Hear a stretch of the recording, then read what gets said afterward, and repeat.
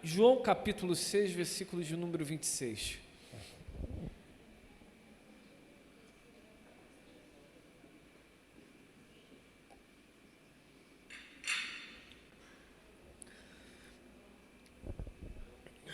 João 6, 26. O tema dessa noite é: por que buscamos ao Cristo? É uma pergunta. Você vai repetir comigo: por que buscamos ao Cristo? Estão prontos para isso? No 3, 1, 2, 3. Por que buscamos ao Cristo? Pode ser melhor: por que buscamos ao Cristo? Por que buscamos ao Cristo? Por que buscamos o Cristo? João 6, 26 diz assim: Jesus respondeu a eles assim: em verdade vos afirmo, vós me buscais não porque vistes os sinais, mas porque comestes o pão e vos fartastes. Na versão NVI que está na tela, Jesus respondeu: a verdade é que vocês estão me procurando não porque viram os sinais milagrosos, mas porque comeram os pães e ficaram satisfeitos. João capítulo 6, versículo de número 26. Por que buscamos o Cristo? Meus irmãos, eu estou convencido que inúmeras pessoas buscam Cristo por muitos motivos. Esses motivos sendo válidos até. Existem pessoas que se aproximam do Cristo, buscam saber do Cristo por causa de situações que estão vivendo. Essas situações que podem serem vistas no campo do natural, através das emoções. Pessoas que estão em crises emocionais acabam buscando Cristo, buscando um equilíbrio. Às vezes vão até o Cristo de forma errada, achando que o Cristo é um coach de uma autoajuda. Às vezes buscam Cristo de forma errada, acreditando ser o Cristo, o psicólogo que pode orientá-los. Às vezes buscando Cristo de forma errada, achando que o Cristo é o psiquiatra que pode dar o remedinho do céu para controlar as emoções, as lutas, as guerras que estão vivendo. Existem pessoas que querem conhecer, buscar o Cristo também por questões financeiras. Essas pessoas se aproximam do Cristo, buscam saber do Cristo por causa de crises, por causa de certas dificuldades que estão vivendo, às vezes por questão de dinheiro, desemprego, às vezes por endividamento, por descontrole. Elas buscam Cristo, às vezes simplesmente para serem ricas, entendendo ser o Cristo aquele que pode dar riqueza para qualquer um. Existem pessoas ainda que buscam o Cristo porque elas entendem perfeitamente que elas precisam de uma cura e por isso elas buscam o Cristo porque elas estão doentes.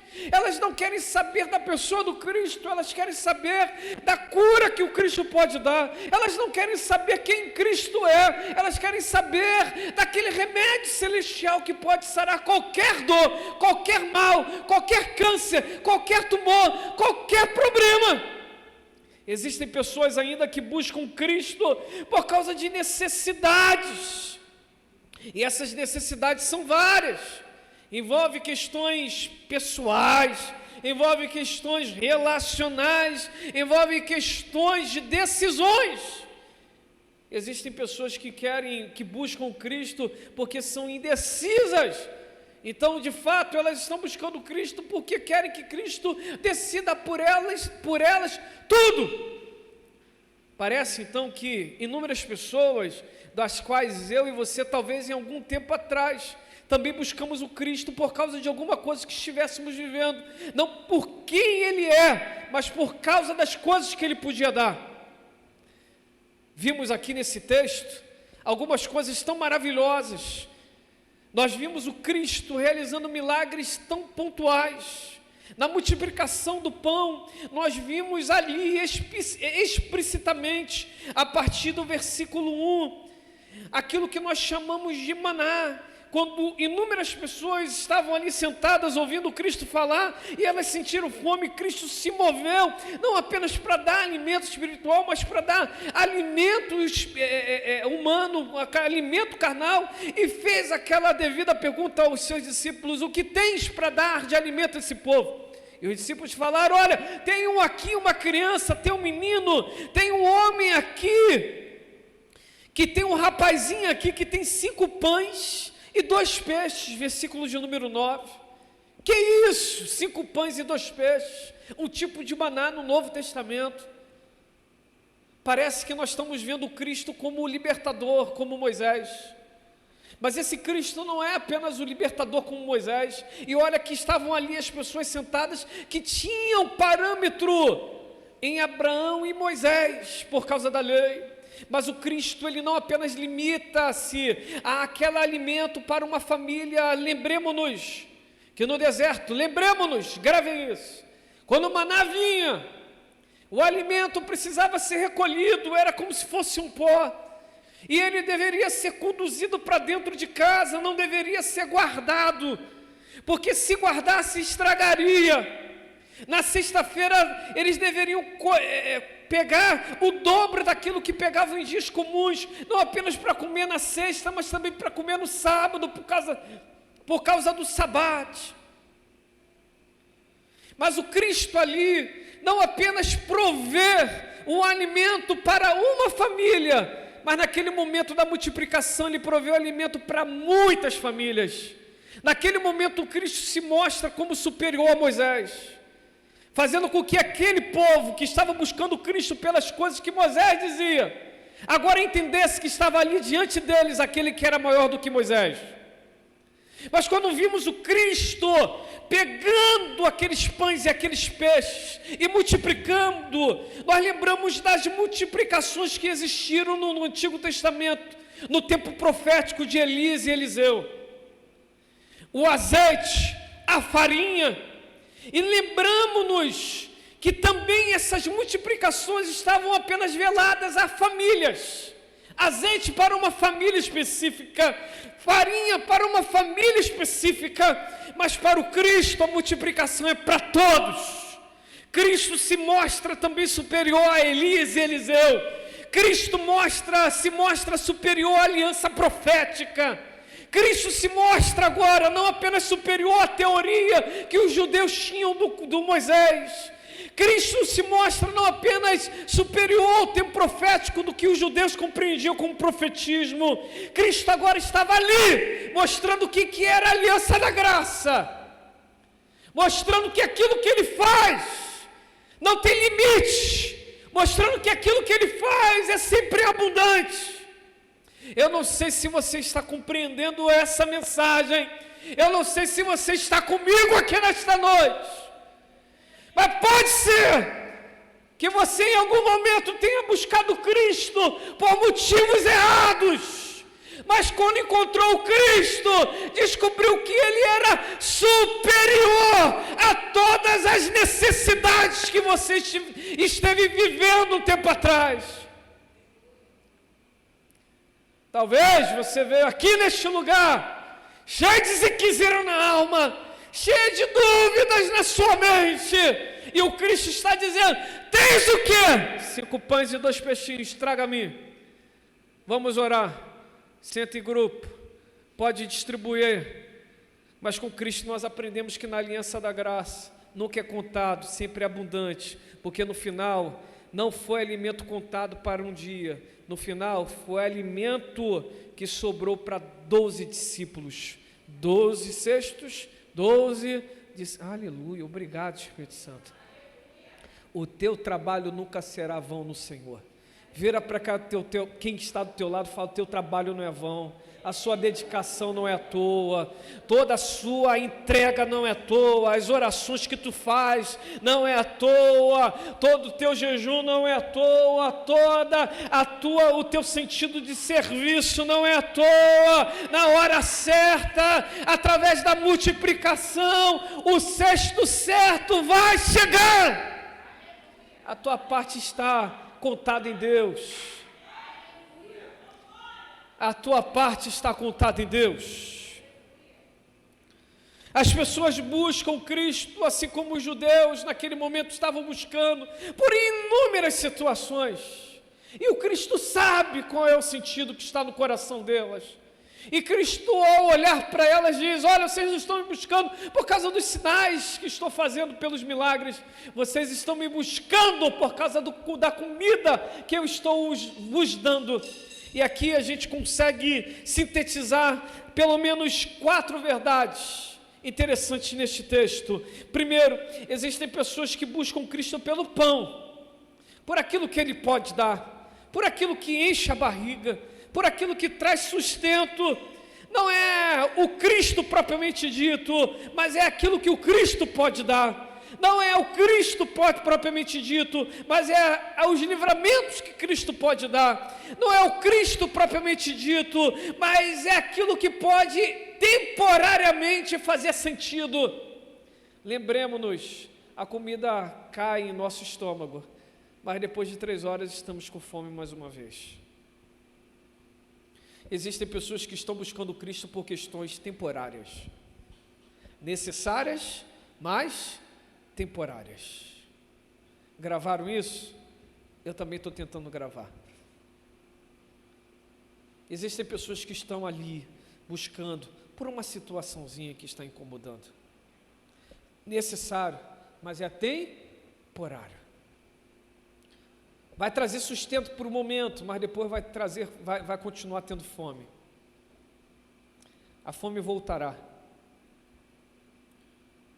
O Cristo estava ali mostrando para elas, a fim de que elas não seguissem enganadas, que aquilo que estava as motivando era coisa necessária, mas temporária.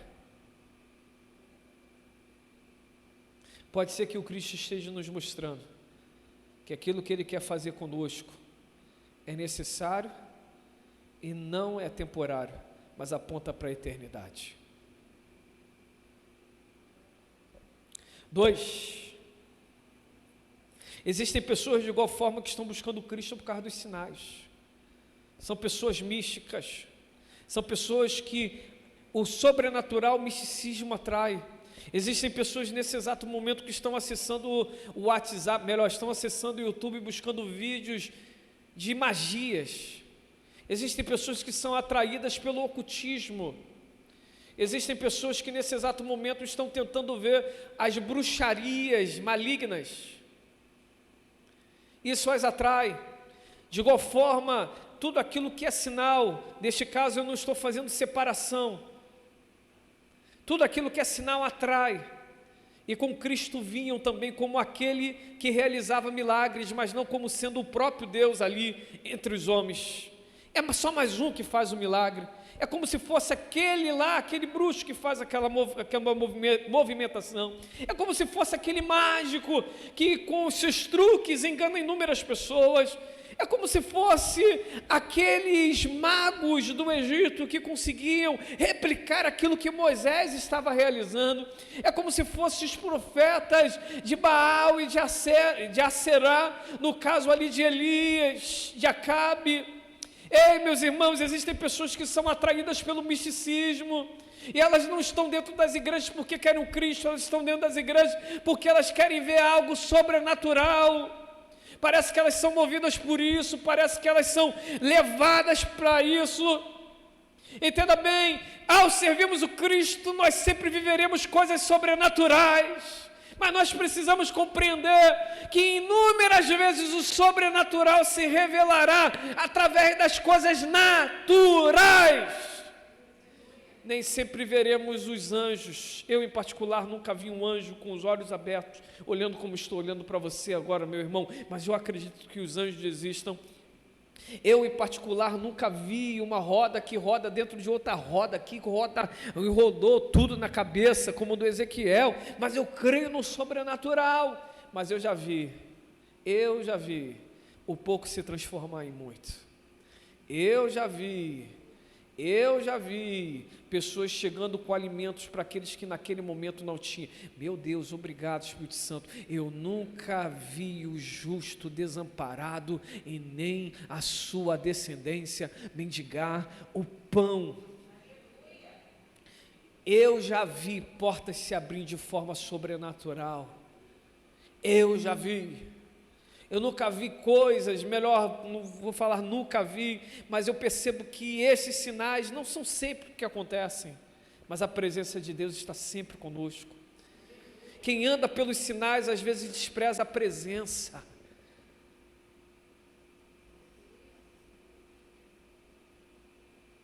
Quando estamos casados, nem sempre temos aquele dia sensacional, mas só a presença satisfaz.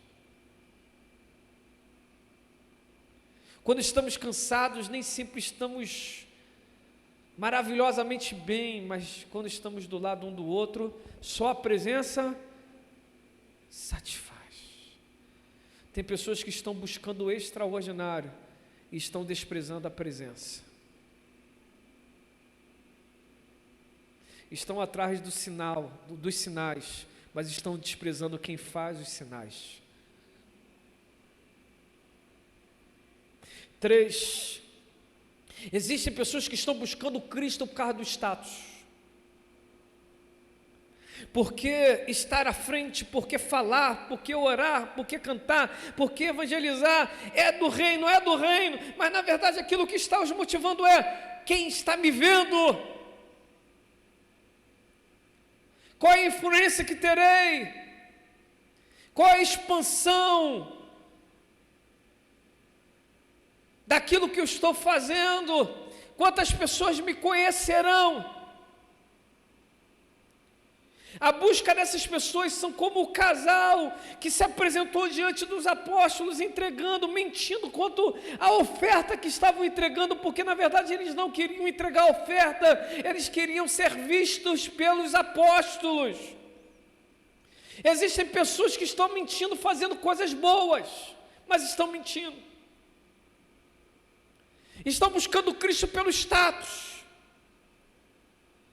Estão buscando Cristo não pelo que Ele é, mas buscando Cristo pensando naquilo que pode se transformar. O púlpito não é palanque, e o Evangelho não é ideologia. A cruz está vazia, e o céu existe, para lá eu irei. E olha, o reino continua tendo o rei, e o nome dele é Jesus de Nazaré.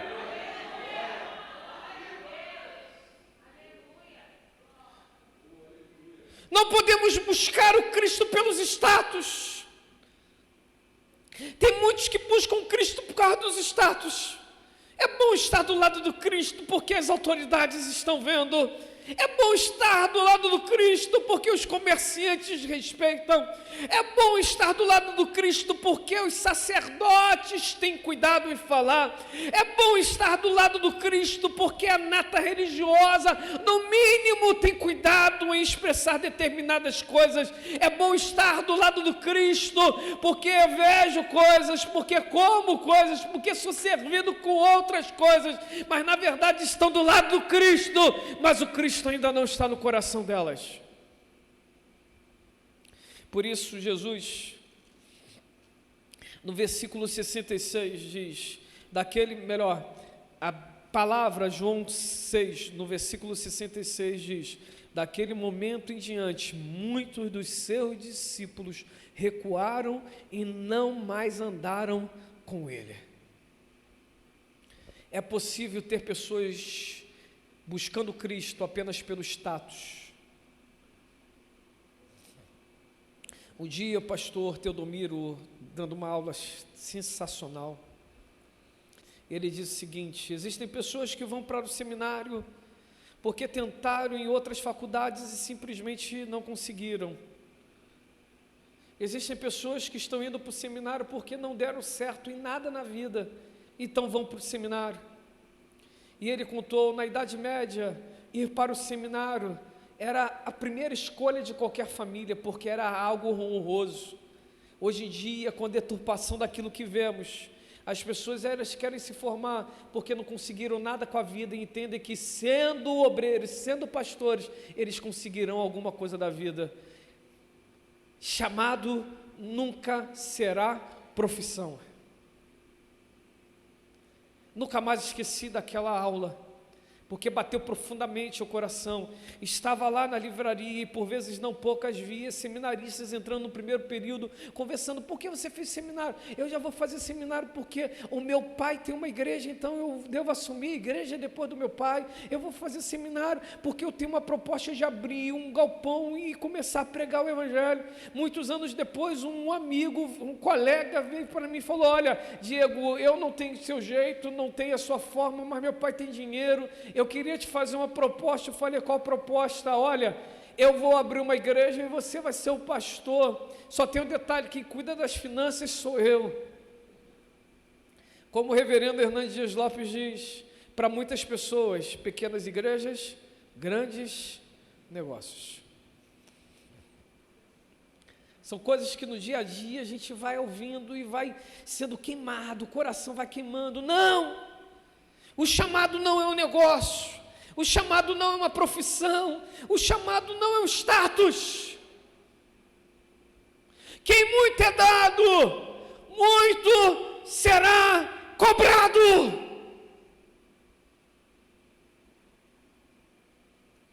Cristo é pontual, mostrando para aquele povo que eles não deveriam buscá-lo por causa do status. E quando Cristo falou, inúmeras pessoas foram embora, porque elas não estavam prontas a ouvir. Gravem isso, eu tenho aprendido com a vida. Eu não tenho uma idade tão longínqua como alguns aqui possuem. Eu só tenho 37 anos, eu tenho aprendido com meus erros e também com meus acertos. Mas eu tenho percebido na vida que muitas vezes nós erramos porque não conseguimos ouvir. Mas não é ouvir também qualquer um, é ouvir quem possui o que falar. Pastor Teodomiro José de Freitas também nos ensinava naquilo que nós chamamos de práticas ministeriais. Ele falava, quem muito fala, quem não consegue ser curto. Aí um dia eu usei e perguntava, por quê? Aí ele falou o seguinte, é simples. Tem pessoas que falam muito, mas não dizem nada.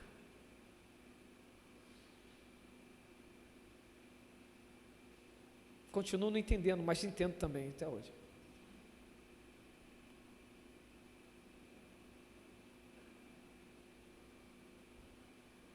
Cristo estava ali mostrando para aqueles homens, para aquela multidão, qual era o verdadeiro sentido de buscá-los.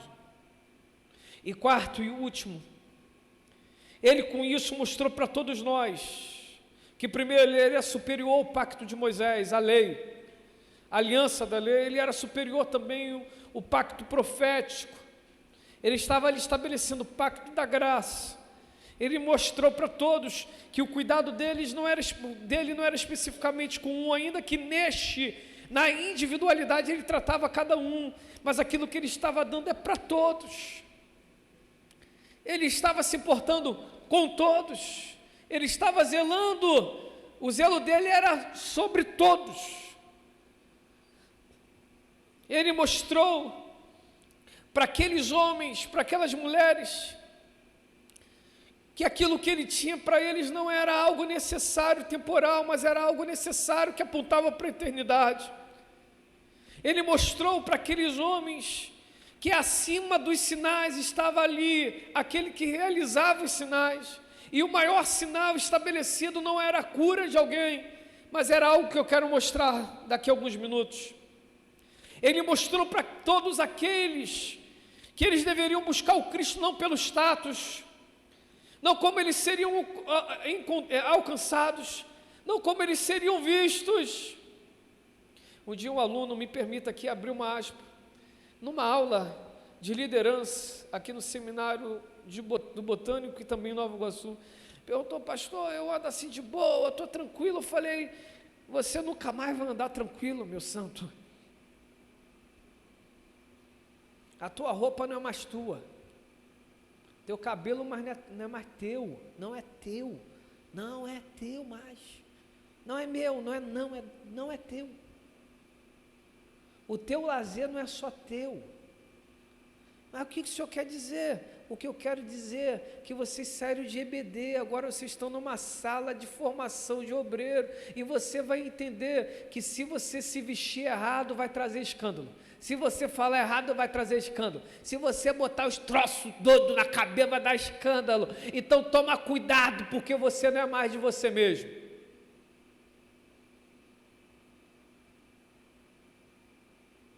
Você não é mais de você mesmo. Teu chamado daqui para frente é morrer. Nunca ninguém falou isso? Não, então estou falando agora, morra!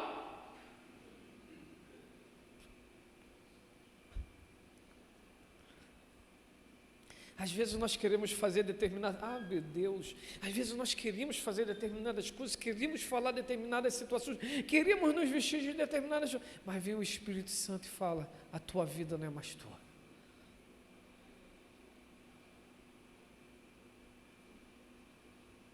Você não é mais seu. Um dia eu estava em Cabo Frio, na frente da casa, para um caminhão de guindaste. Parou, fez tchutch. Não conhecia Cabo Frio, quem me conhece Cabo Frio? Oi, pastor! Eu falei, ainda bem que eu estava de boa. Eu falei, aleluia. É perigoso, você que anda de boa só quando os outros estão vendo, tá vendo? Tem uma hora que chega surpresa, hein? Ah, vai vendo, hein? Falei, tchutch. Como o senhor está? A Mona fala assim, tu é mais conhecido que vereador, cara. Aí eu olhei para a cara dele e falei, estou de boa, e você, como você está? E na minha alma falou assim, Jesus, me ajuda a lembrar desse homem. Me ajuda, pai, me ajuda, me ajuda. E eu conversando com a pessoa, no final, eu fiquei sem graça, falei, quem é você?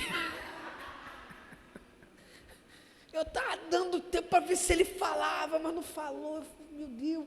Aí eu falei, mas me perdoe, meu irmão, não estou lembrado de você. Aí ele falou, eu sou primo de uma pessoa que faleceu e você estava fazendo funeral.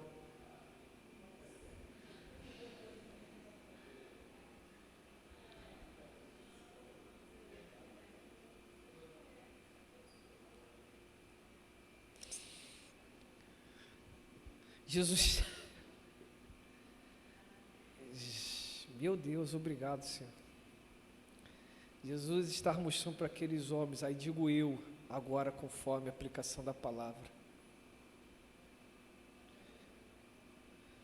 Desde o momento que nós somos conhecidos no céu, nós passamos a ser conhecidos por onde nós vamos, porque nós nos tornamos aroma de Cristo. Carta aberta. Posso estar aqui ou acolá, mas sou o que sou em qualquer lugar. Meu Deus, aleluia. Por isso que a palavra precisa ser temperada. Por isso que as vestes precisam estar cuidadosamente escolhidas.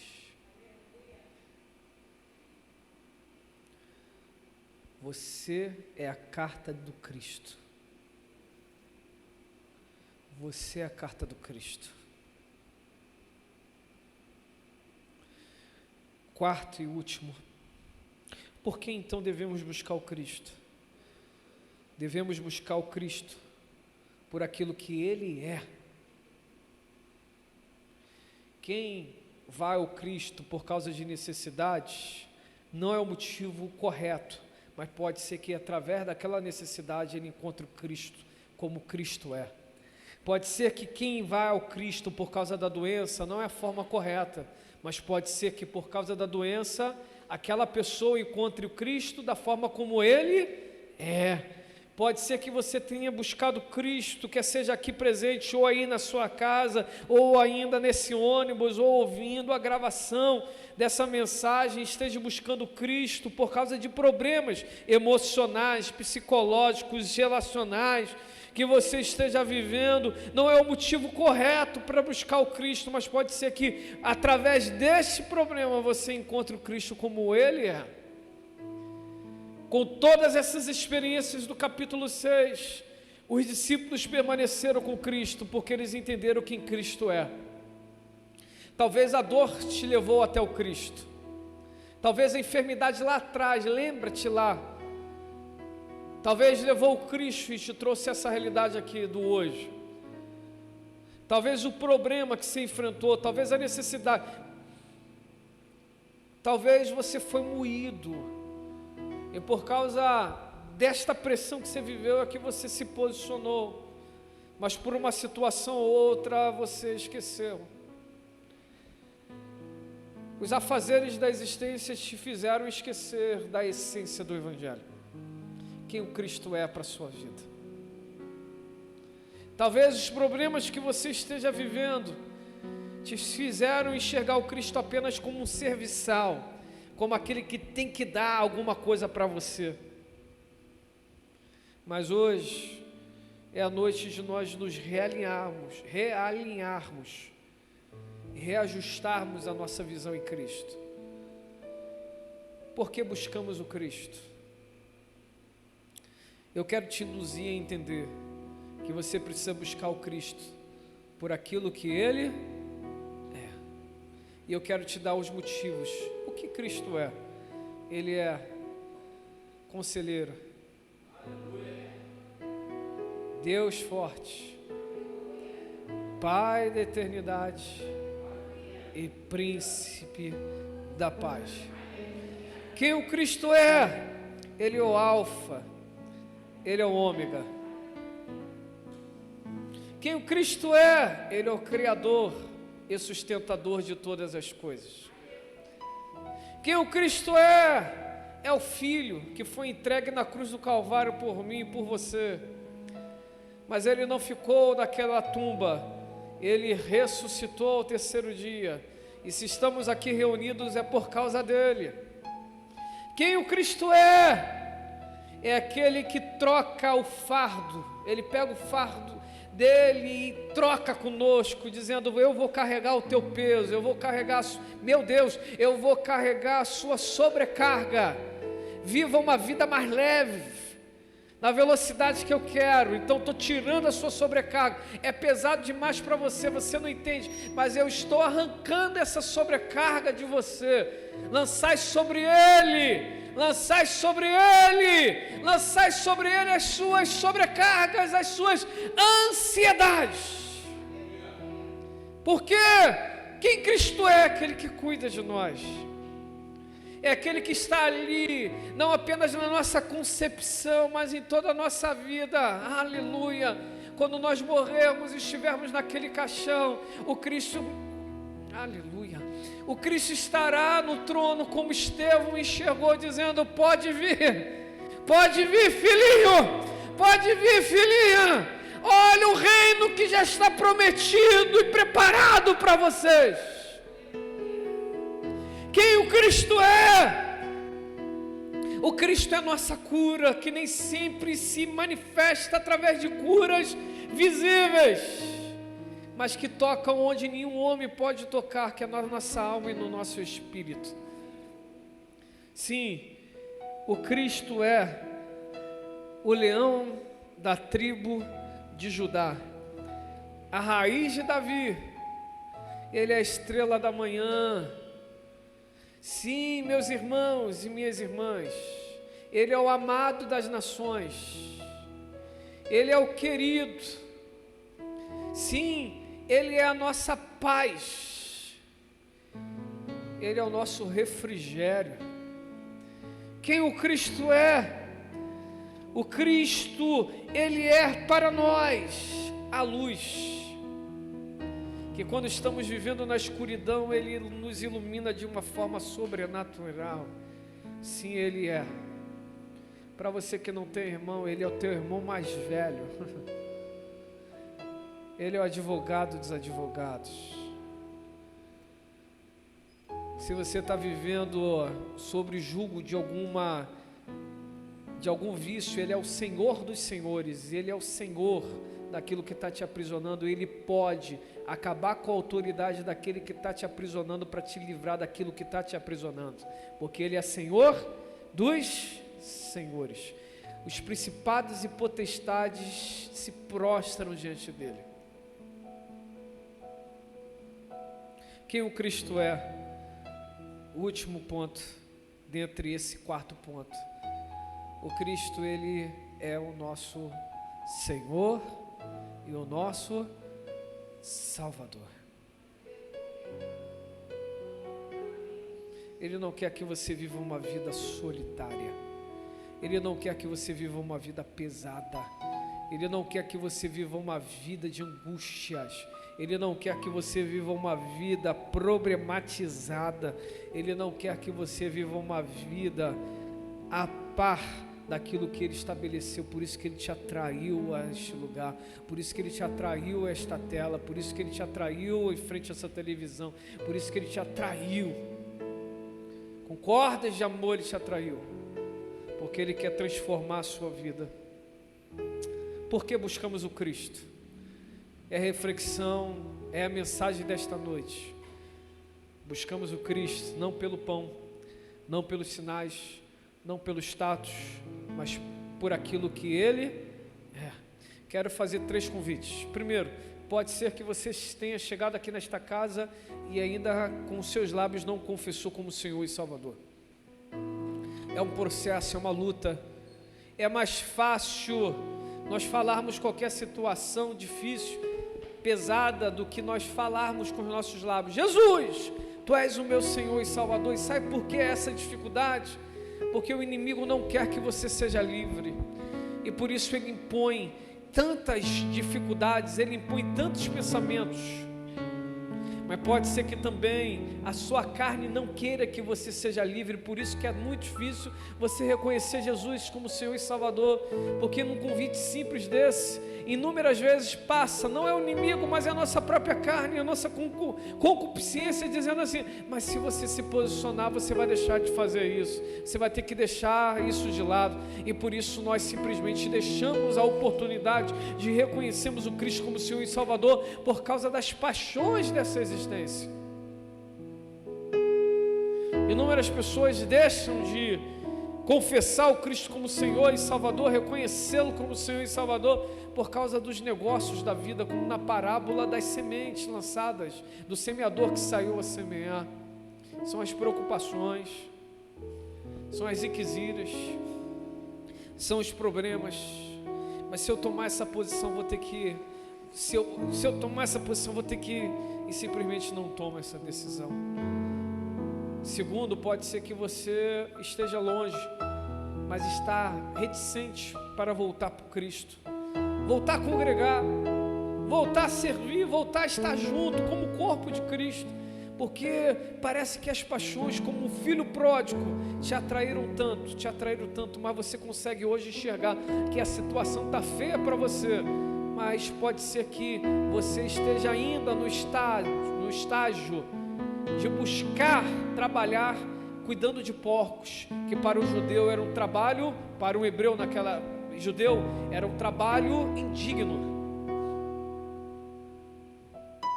Você está você está se submetendo a situações indignas, porque você sente saudade do pai, mas ainda não tem coragem para voltar para a casa do pai.